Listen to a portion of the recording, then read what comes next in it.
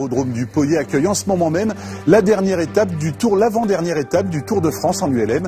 Nous verrons avec Daniel Pajon comment se déroule ce type de compétition. On part à Ambert où l'aérodrome du Poyet accueille en ce moment même l'avant-dernière étape du Tour de France en ULM. Et on rejoint sur place en direct Daniel Pajon, entouré de quelques-uns des responsables de cette manifestation aérienne. Bonsoir Daniel. Eh bien écoutez, bonsoir Frédéric, tout se passe bien dans un petit vent très très agréable, tout le monde a planté sa tente, ça ne se voit pas vraiment pour l'instant, mais tout le monde dort sur place à côté de son ULM. Alors j'ai failli dire avion et justement c'est ce qu'il ne faut pas dire. À côté de moi, Jean-Noël Penin qui est le président du club ULM d'Ambert, Livradois-Forez m'a-t-il dit de préciser. Alors j'aimerais savoir, monsieur Penin, ce que ça fait de recevoir comme ça une centaine d'aéronefs d'un coup sur ce petit aérodrome. Ça fait vraiment plaisir dans nos petites régions de recevoir autant d'ULM ou que les gens soient intéressés par notre région. Et ça fait connaître le pays, faire découvrir des régions d'Auvergne.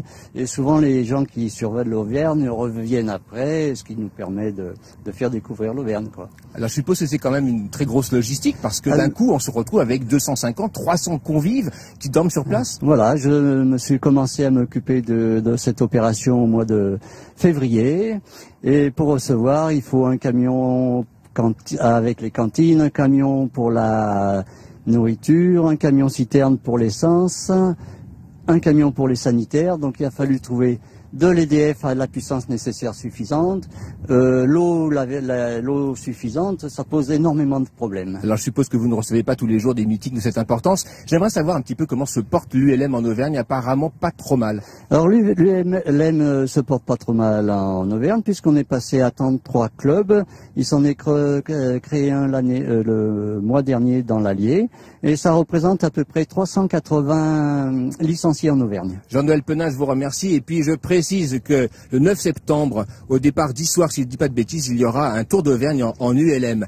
Alors, avant de recevoir notre deuxième invité, j'aimerais que vous regardiez ce petit reportage que nous avons réalisé tout à l'heure sur l'arrivée des ULM tout au long de cette fin d'après-midi. C'est un reportage signé Olivier Martinet et Damien Salmon. De loin, on dirait des Playmobil, de près des petits avions. En réalité, des ULM, des ultra légers motorisés de 450 kg tout au plus. Pendant plus d'une heure, les spectateurs ont pu apprécier ces atterrissages à 2 minutes d'intervalle, par curiosité, par passion. Profitant des vacances à Ambert, on est venu voir un peu l'arrivée de ce Tour de France des ULM. Je suis toujours le Tour de France cycliste à la télé et on avait rarement vu le Tour de France, même jamais vu le Tour de France ULM. Ça nous plaît, on pratique, on voit pas mal de choses, des appareils différents, des nouveautés.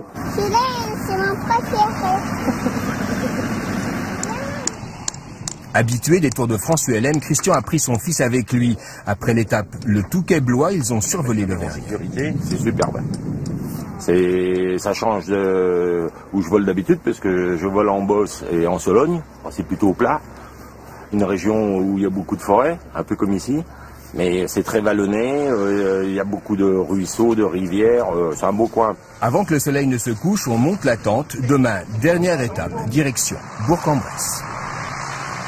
Alors voilà, nous sommes avec notre deuxième invité, c'est Gérald Thévenant. Vous êtes instructeur ULM à Bourg-en-Bresse. Alors pourquoi Bourg-en-Bresse? Parce que c'est la ville de départ du Tour de France et la ville d'arrivée demain soir également. Ben, j'aimerais savoir ce que c'est qu'un Tour de France ULM. C'est une petite machine, une grosse machine, ça vole? Oui, alors le Tour de France est déjà une grande aventure, déjà pour les pilotes qui le font. C'est une aventure parce qu'elle permet le dépassement de soi pour certains qui sont des jeunes pilotes, et puis pour d'autres ça permet de se réunir entre copains venus de toute la France entière. Donc il faut bien se rendre compte qu'il y a 105 machines de toute la France et voire même des pays étrangers. Et ben, c'est l'occasion de se retrouver, de découvrir des terrains qu'on ne connaît pas, des navigations qui ne sont pas tous les jours faciles.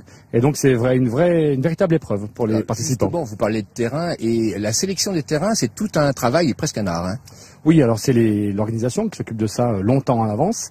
Donc les clubs locaux demandent à accueillir le Tour et après c'est la fédération qui décide sur quel terrain on va se poser. Alors il y a des terrains qui sont comme ici très très accueillants avec une équipe de bénévoles absolument fabuleuse.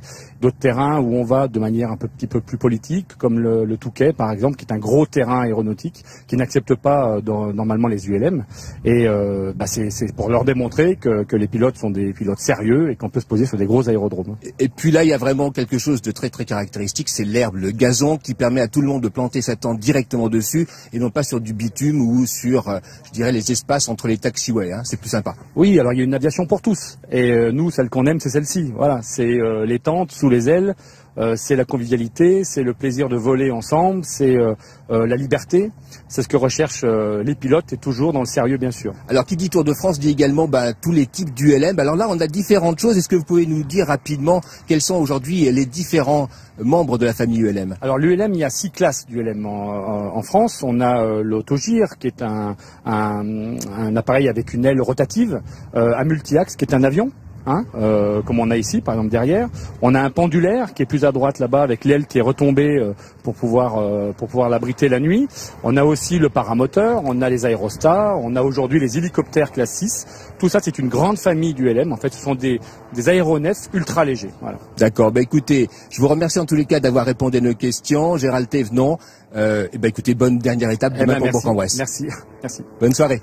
Merci messieurs. Et puis pour les passionnés de sport aérien, sachez que la semaine prochaine, Vichy accueillera les championnats de France de parachutisme.